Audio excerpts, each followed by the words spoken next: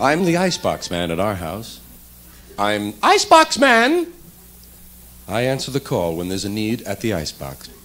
Two very important responsibilities. The first one is keeping people from standing with the door to the refrigerator open for more than 45 minutes at a time.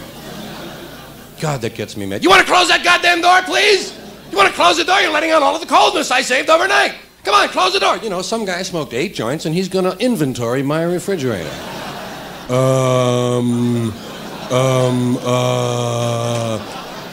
Here's $50. Get down to the Burger King. What do you got? I'll save more than that on electricity alone.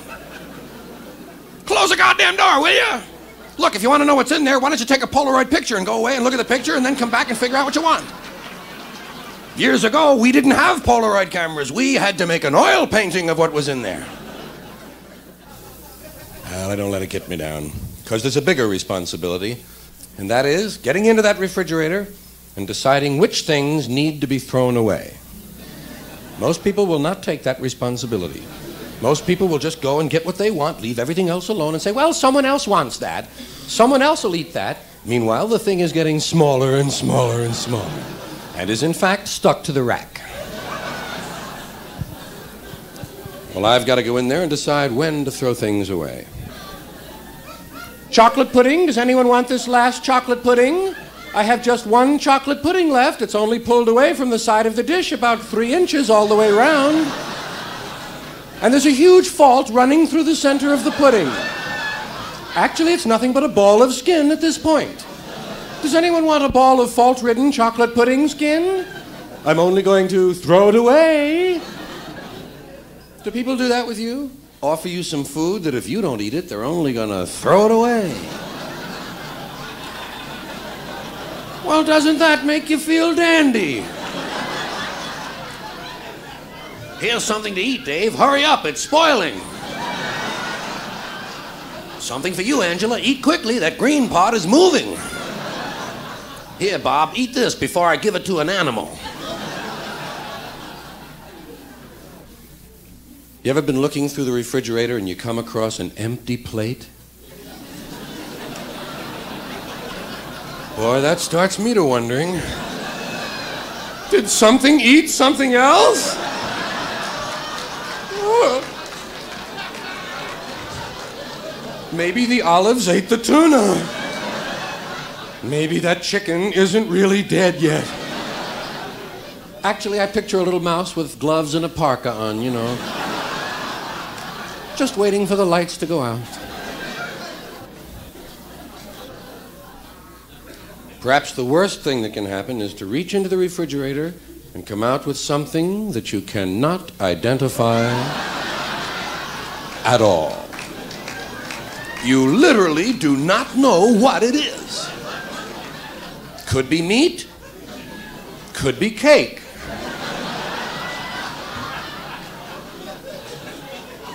Usually at a time like that, I'll bluff. Honey, is this good? Well, what is it? I don't know. I've never seen anything like it. It looks like meat cake. Well, smell it. It has absolutely no smell whatsoever. It's good. Put it back. Somebody is saving it. It'll turn up in something. That's what frightens me. That someone will consider it a challenge and use it just because it's in there. It's a leftover. What a sad word that is. Leftover. How would you like to be a leftover? Well, it wouldn't be bad if they were taking people out to be shot. I might even volunteer. But you know, leftovers make you feel good twice. Did you ever think about that? Leftovers give you 2 separate good feelings. When you first put them away, you feel really intelligent. I'm saving food. And then, after a month, when hair is growing out of them, and you throw them away, you feel really intelligent. I'm saving my life.